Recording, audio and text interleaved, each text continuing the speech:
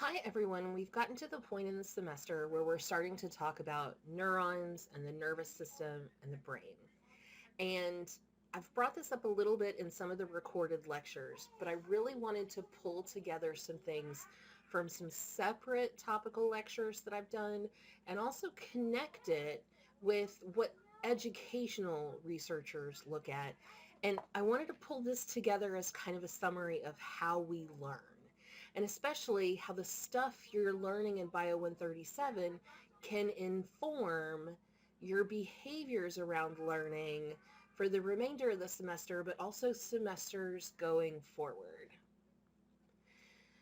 Okay, so I want to talk a little bit about what some educators know about learning from research.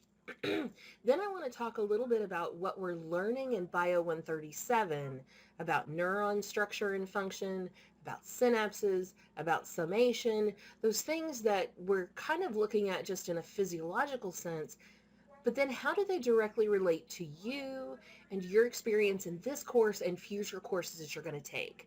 So I want to kind of tie it together with some concrete things you can do.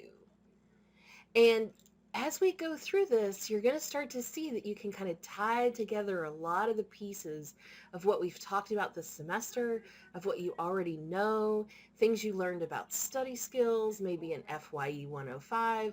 But hopefully, what I want to do is give you a really kind of complete picture about how what you're learning in 137 can inform what you understand about your own learning process. So there's an educational researcher. Her name is Rita Smilkstein, and here is the link to her PDF. She's written a book, We're Born to Learn, using the brain's natural learning process. Okay. She teaches at a community college, and she has done a lot of research with a lot of different varied groups. For example, she went to sports teams and asked them how they learned skills in sports teams. She went to what she calls inner city community colleges and talked to them about how they learned different concepts. And she's put together what's here on the right side of the screen as a series of stages of learning. And if you notice, her first stage has nothing to do with actual learning behaviors. It has to do with motivation. What she learned when she interviewed all these learners is that they had a desire to learn. They were curious about something, they had an interest in it, they were motivated. Then they began to actually do the thing. And they realized that maybe they were making mistakes, they didn't know as much as they could, so they continued to practice, and that's where they increased their skill. She says you get to a stage that she calls skillfulness as you start to really internalize what you're being taught and do something your own way. You get into a positive reinforcement loop. Sometimes you can even share the knowledge that you yourself are learning. Refinement is further improvement, learning new methods, your practice becoming second nature. And then mastery is where you can have a broader application of what it is that you're learning. So this is what she refers to as her 6 stages in the human natural learning process. So if you Google her or you Google her human natural learning process or any of these 6 stages, you'll find a whole lot of publications that she's written or that she refers to. She's come up with what she refers to as the 5 rules of the brain. And she talks about dendrites only grow from what's already there, and dendrites grow for what is practiced.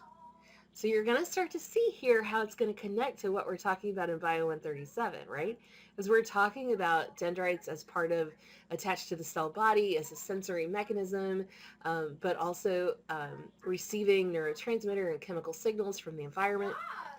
Dendrites grow from stimulating experiences, right? We've talked about summation of stimulation, right? So we're gonna start to make some of these connections here in just a second. She also talks about how emotions affect learning.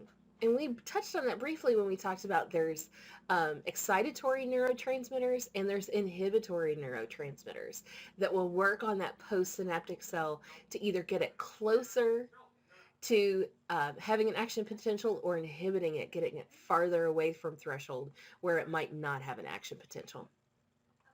So, also she talks about people learn what they practice, that that every step is built on the previous step, that learners have to make a personal connection, and the activity must be as high as possible so that you have a lot of repetition or a lot of stimulation, right? A high level of neurotransmitters that are acting on that neuron. So let's think about what we're learning in Bio 137 and how that might connect to what she talks about in this natural human learning process, right? So we've studied the structure of a neuron.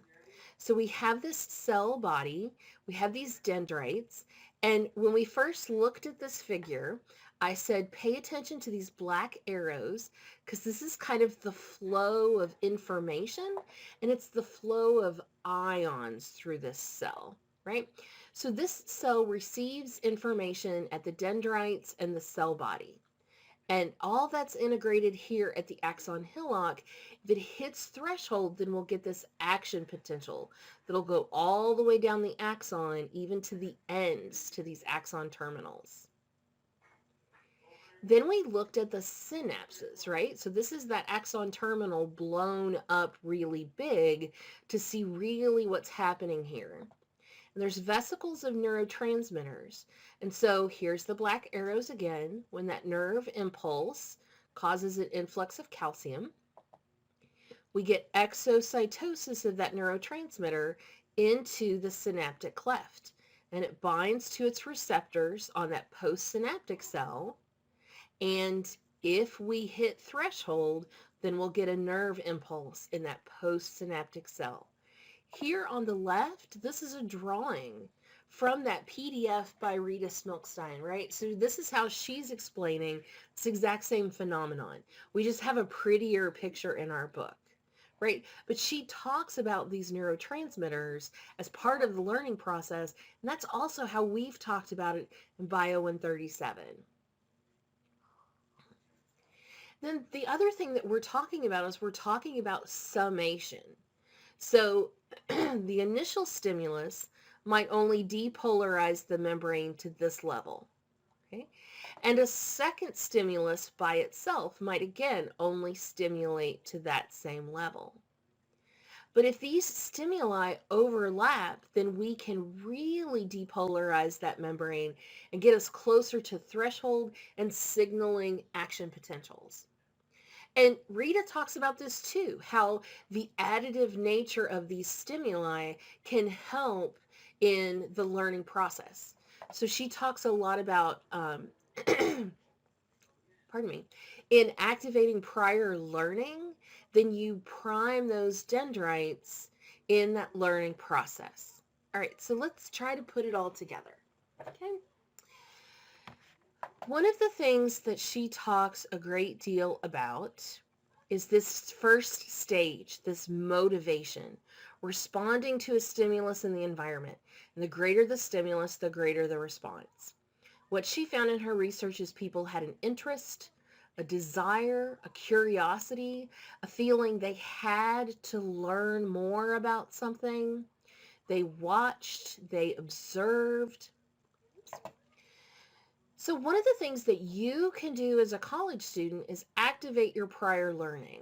Sometimes this happens naturally in a lecture. An instructor will review what's come before so you can see how this fits in the big picture, but it also functions to get those neurons activated that you want the repetition from.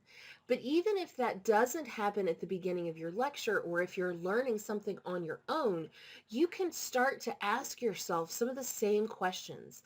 What do I already know about this? What have I already experienced about this? If what I've experienced is negative, can I maybe try to turn that into a positive? Can I try to learn more to have a broader understanding? And that sort of ties in with this second one, activate your emotions. Okay, your emotions can be a great source of motivation, which is her stage 1. Why are you really trying to learn this? Right? You're sitting there with a textbook in front of you. You're trying to read it. You're trying to get through it. It feels really difficult. Try to connect it to your motivation of why it is that you're even trying to do what you're trying to do.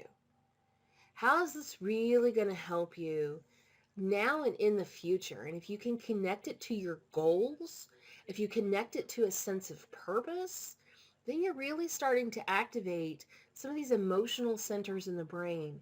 And you're really going to start to make connections between all of these neurons.